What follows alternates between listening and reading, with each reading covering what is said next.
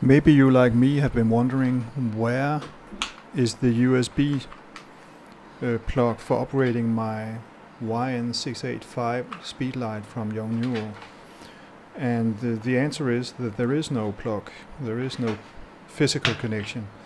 What you need to do is to take your, if you're lucky enough to have one, a 622 wireless flash controller, and that one actually has a USB connection, and that you can plug into your computer, and then you can hook up the 622 and the 685 so they actually talk to each other. So via the 622 you're upgrading your 685. It's pretty well described on the Yongnuo homepage.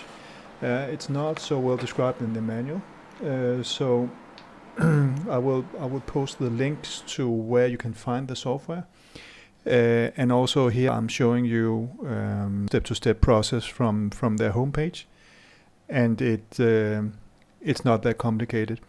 What you need to do is to, when you switch on your 622, you need to hold down the group button while you switch it on, and the 685 you need to switch on the